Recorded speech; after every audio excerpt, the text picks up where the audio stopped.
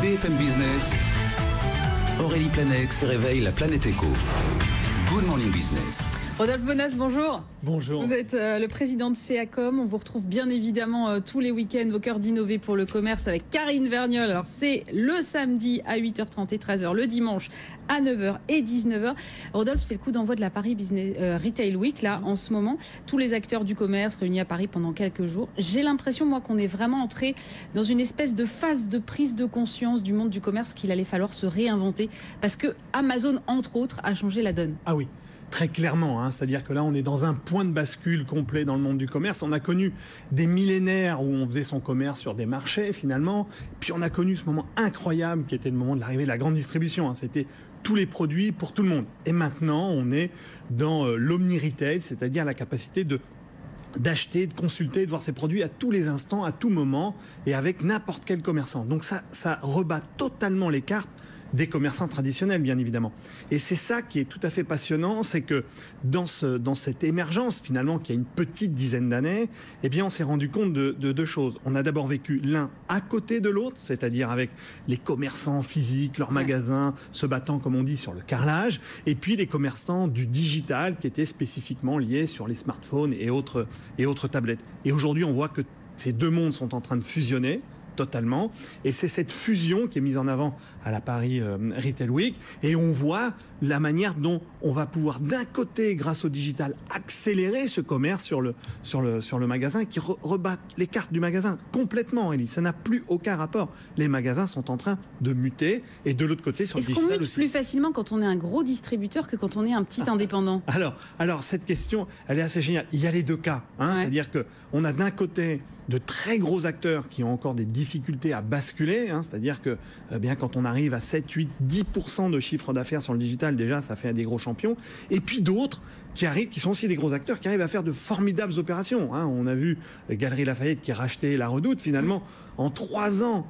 Cette entreprise du papier devient une entreprise qui est une start-up du digital et finalement vient apporter au groupe Galeries Lafayette presque 800 millions d'euros de chiffre d'affaires, faisant passer sa part du digital à presque 30% de chiffre d'affaires. Donc vous voyez qu'il y a les deux cas de figure, mais ce qui est très intéressant, c'est de voir que le magasin reste le temple de la transaction et le temple de la consommation. Je crois que c'est 90% en tout cas dans l'alimentaire. Des transactions qui se font encore dans 92, Aurélie, 92%. J'étais pas loin. Oui, vous y êtes, mais c'est 92% des achats sont encore réalisés en magasin. Ça veut dire quoi ? Ça veut dire qu'en effet, il va falloir mettre énormément d'investissements pour préparer ces achats, pour pouvoir faire en sorte que l'univers digital vous amène les clients en magasin. Mais ça veut dire que le magasin n'est pas mort alors ? Ah non, il n'est pas mort et surtout il est demandé parce que vous savez que près des 2/3 des moins de 35 ans réclament du magasin. C'est-à-dire ils ont bien compris, eux, les fameux millennials, ils ont bien compris que sur Internet, on allait pouvoir consulter, regarder des avis, préparer ses achats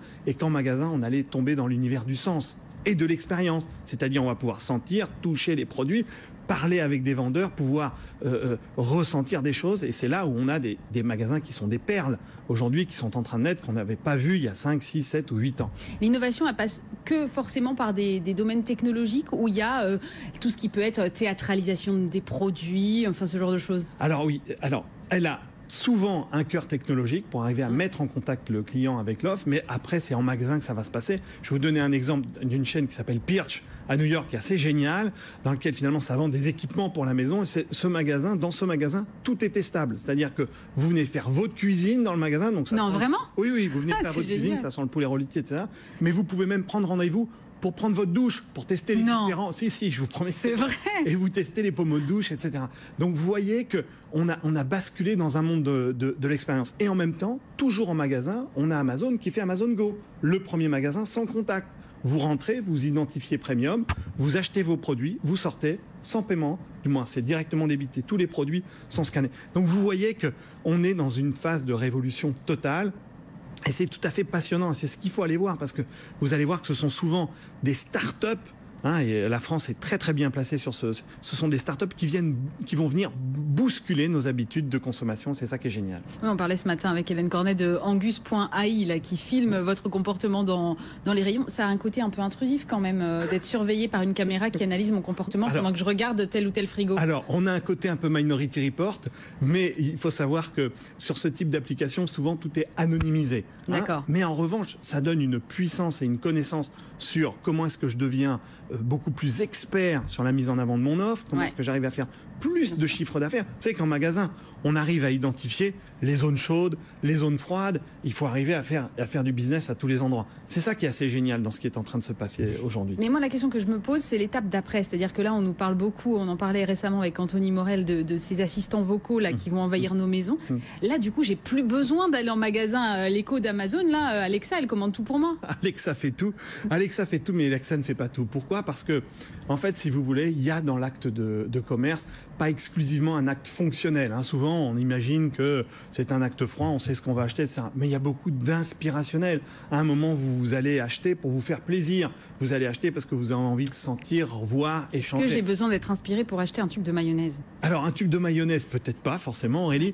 Mais en revanche, pour peut-être choisir des produits de beauté ou du maquillage, eh bien, vous avez besoin d'aller en magasin, trouver un conseil, pouvoir même échanger. Vous savez que 2/3 des Français déclarent que leur meilleur conseil, ce sont les amis et ce sont leurs proches. Et tout ça, c'est à mettre en œuvre dans des magasins. C'est pour ça que de plus en plus de grandes marques travaillent des communautés d'acheteurs, des communautés de clients qui vont pouvoir mettre en avant leurs produits en lieu et place de vendeurs. C'est ça qui est génial, c'est ça qui est en train de se passer.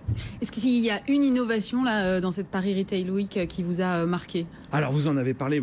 Je vais en citer une autre. Il y avait l'AFP en effet qui est la réponse à Alipay, à Google, à Android Pay, et à Amazon bien sûr, qui est la start-up française qui travaille avec Carrefour, Auchan. C'est pas tant dans son innovation technologique que ça m'intéressait, mais c'est plutôt la réponse un peu européenne à ces moyens de paiement sans contact. Après, il y a ce que vous avez évoqué, c'est en effet toutes les reconnaissances vidéo au sein du magasin qui tracent les parcours clients. Ça, c'est absolument incroyable. Et puis, vous avez une start-up que j'aime beaucoup qui s'appelle Critizer, qui, elle, va récolter les avis clients. On sait que c'est un élément déterminant aujourd'hui dans le commerce. C'est les fameuses étoiles que vous trouvez quand vous faites vos recherches. Eh bien, Critizer est en train de les analyser, de les traiter et surtout de mettre en avant ceux qui ne sont pas contents. On sait souvent qu'on fait beaucoup plus de connaissances clients et on améliore sa relation client avec ceux qui ne sont pas contents de l'expérience client plutôt que ceux qui sont contents. Et Critizer, il fait ce travail-là. Et ça, c'est assez génial.